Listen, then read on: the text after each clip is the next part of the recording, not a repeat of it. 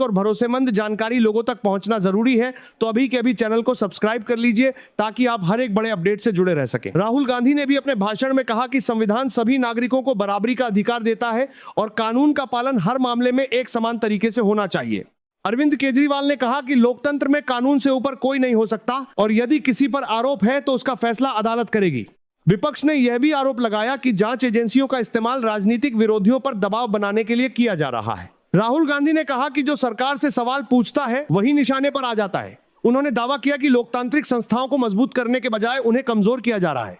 यही सवाल उठता है कि क्या विपक्ष के आरोपों की स्वतंत्र और निष्पक्ष जांच होनी चाहिए? क्या लोकतांत्रिक संस्थाओं पर जनता का भरोसा और मजबूत होना चाहिए? क्या संसद, मीडिया, जांच एजेंसियां और अन्य संवैधानिक संस्थाएं पूरी स्वतंत्रता के साथ काम कर रही हैं? मीडिया की स्वतंत्रता को लेकर भी विपक्ष ने सवाल उठाए और कहा कि कई महत्वपूर्ण मुद्दों पर खुली बहस नहीं होने दी जाती। राहुल गांधी ने कहा कि जब बेरोजगारी, महंगाई, पेपर लीक, किसान और बाढ़ जैसे मुद्दे सामने हो तो सरकार को जवाब देना चाहिए। राहुल गांधी ने कहा कि देश के युवा नौकरी चाहते हैं, किसान अपनी फसल का उचित मूल्य चाहते हैं, बाढ़ प्रभावित परिवार सुरक्षा और पुनर्वास चाहते हैं और नागरिक कानून के सामने समानता चाहते हैं। उन्होंने कहा कि इन सवालों पर गंभीर चर्चा होनी चाहिए। विपक्ष के नेताओं ने दावा किया कि असम की बाढ़ हो या युवाओं का भविष्य हो या बुलडोजर की कार्रवाई हो, हर जगह सरकार की नीतियों पर गंभीर सवाल खड़े हो रहे हैं। उन्होंने कहा कि जनता अब केवल भाषण नहीं बल्कि परिणाम देखना चाहती है। दूसरी ओर भाजपा नेताओं ने इन सभी आरोपों को पूरी तरह खारिज किया है और कहा है कि विपक्ष राजनीतिक लाभ के लिए ऐसे आरोप लगा रहा है। भाजपा का कहना है कि बाढ़ राहत, पेपर लीक के मामलों में कार्रवाई, कानून व्यवस्था और विकास के मुद्दों पर सरकार लगातार काम कर रही है। इसी बीच इमरान प्रतापगढ़ी ने आरोप लगाया कि कांवड़ यात्रा के दौरान एक मुस्लिम परिवार के साथ मारपीट की घटना ने कई सवाल खड़े कर दिए हैं। प्रतापगढ़ी ने कहा कि यदि किसी मुस्लिम युवक के गंगा किनारे इफ्तार करने का मामला सामने आता है तो उसके खिलाफ सख्त कार्रवाई होती है, जबकि अन्य मामलों में अलग रवैया दिखाई देता है। उन्होंने कहा कि कानून का व्यवहार सभी नागरिकों के साथ समान होना चाहिए। इमरान प्रतापगढ़ी ने आरोप लगाया कि भाजपा समाज को हिंदू मुस्लिम के आधार पर बांटने की राजनीति करती है। उन्होंने कहा कि सत्ता और पद की राजनीति से ऊपर उठकर देश में भाईचारे और संविधान की भावना को मजबूत किया जाना चाहिए। प्रतापगढ़ी ने लोगों से अपील की कि सभी समुदाय मिलकर शांति और सद्भाव के साथ रहें। लेकिन सबसे बड़ा सवाल अभी भी यही है कि क्या इन सभी मुद्दों पर देश को स्पष्ट जवाब मिलेगा? क्या पेपर लीक से परेशान युवाओं को भरोसा मिलेगा? क्या असम के बाढ़ प्रभावित परिवारों को स्थायी समाधान मिलेगा? क्या बुलडोजर कार्रवाई को लेकर उठ रहे सवालों पर पारदर्शिता दिखाई जाएगी? क्या बेरोजगारी और महंगाई पर ठोस परिणाम सामने आएंगे? यही वे सवाल हैं जो आज लाखों लोगों के मन में हैं और शायद यही तय करेंगे कि आने वाले दिनों में देश की राजनीति किस दिशा में जाएगी।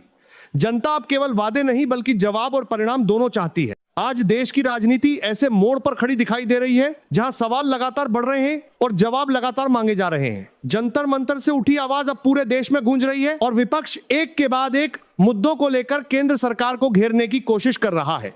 राहुल गांधी, अरविंद केजरीवाल, असदुद्दीन ओवैसी और कई अन्य विपक्षी नेताओं ने भारतीय जनता पार्टी पर गंभीर आरोप लगाए हैं और कहा है कि देश की जनता अब जवाब चाहती है। आज सबसे बड़ा सवाल यही है कि क्या सरकार उन सभी मुद्दों पर खुलकर जवाब देगी जिन पर विपक्ष लगातार हमला बोल रहा है? क्या पेपर लीक के मामलों पर जवाब मिलेगा? क्या बेरोजगारी पर जवाब मिलेगा? क्या महंगाई पर जवाब मिलेगा? क्या असम की बाढ़ पर जवाब मिलेगा? क्या बुलडोजर कार्रवाई पर उठ रहे सवालों का जवाब मिलेगा? और क्या लोकतांत्रिक संस्थाओं को लेकर उठ रही चिंताओं पर सरकार अपनी स्थिति स्पष्ट करेगी? राहुल गांधी ने जंतर मंतर के मंच से सबसे बड़ा हमला केंद्रीय कमाल है यार, आपने अभी तक एक सूट नहीं लिया और देख क्या रहे हो यार, एक सूट लो और फटाफट लॉबी पे छा जाओ।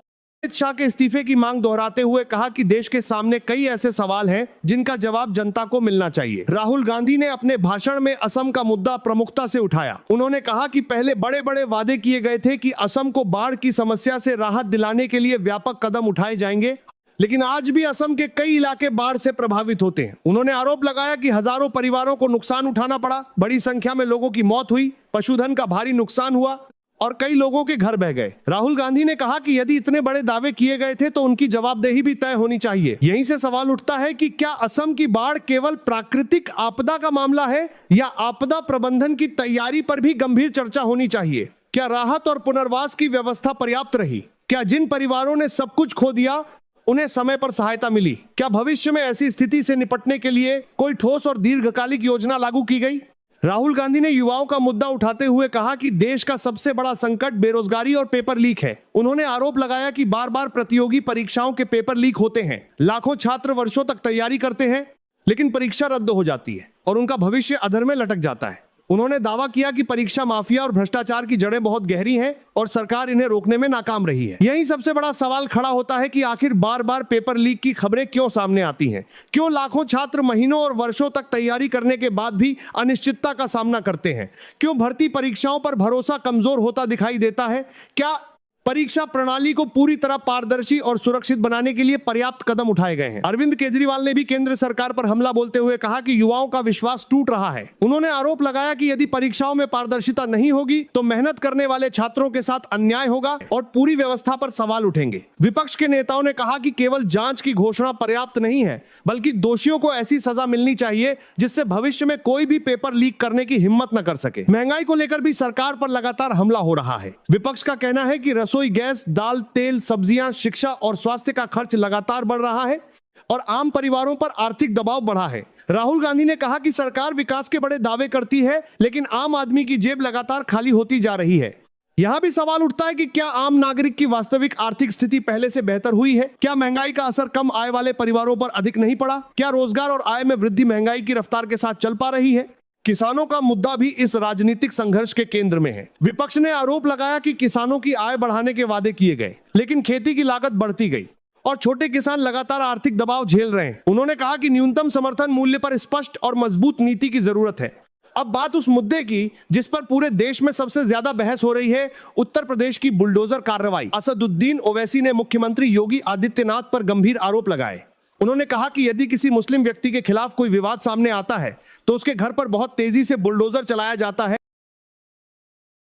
जबकि अन्य मामलों में अलग रवैया दिखाई देता है। ओवैसी ने कहा कि कानून का शासन संविधान और अदालत के अनुसार होना चाहिए और किसी भी नागरिक के साथ समान व्यवहार होना चाहिए। यहाँ सबसे बड़ा सवाल यही है कि क्या बुलडोजर कार्रवाई हर मामले में एक समान मानकों के आधार पर होती है? क्या सभी नागरिकों के साथ कानून के सामने समान व्यवहार सुनिश्चित किया जाता है? क्या किसी भी कार्रवाई से पहले पूरी कानूनी प्रक्रिया का पालन होता है?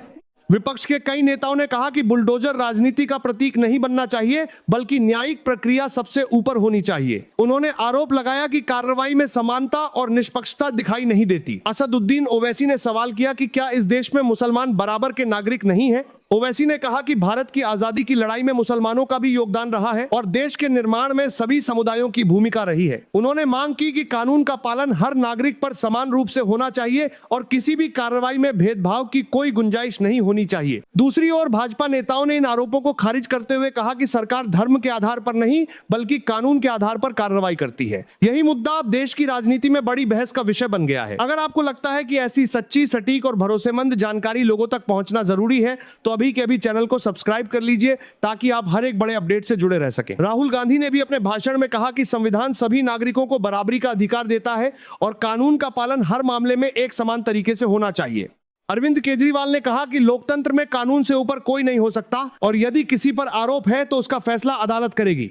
विपक्ष ने यह भी आरोप लगाया कि जांच एजेंसियों का इस्तेमाल राजनीतिक विरोधियों पर दबाव बनाने के लिए किया जा रहा है। राहुल गांधी ने कहा कि जो सरकार से सवाल पूछता है वही निशाने पर आ जाता है। उन्होंने दावा किया कि लोकतांत्रिक संस्थाओं को मजबूत करने के बजाय उन्हें कमजोर किया जा रहा है। यही सवाल उठता है कि क्या विपक्ष के आरोपों की स्वतंत्र और निष्पक्ष जांच होनी चाहिए? क्या लोकतांत्रिक संस्थाओं पर जनता का भरोसा और मजबूत होना चाहिए? क्या संसद, मीडिया, जांच एजेंसियां और अन्य संवैधानिक संस्थाएं पूरी स्वतंत्रता के साथ काम कर रही हैं? मीडिया की स्वतंत्रता को लेकर भी विपक्ष ने सवाल उठाए और कहा कि कई महत्वपूर्ण मुद्दों पर खुली बहस नहीं होने दी जाती। राहुल गांधी ने कहा कि जब बेरोजगारी, महंगाई, पेपर लीक, किसान और बाढ़ जैसे मुद्दे सामने हो तो सरकार को जवाब देना चाहिए। राहुल गांधी ने कहा कि देश के युवा नौकरी चाहते हैं,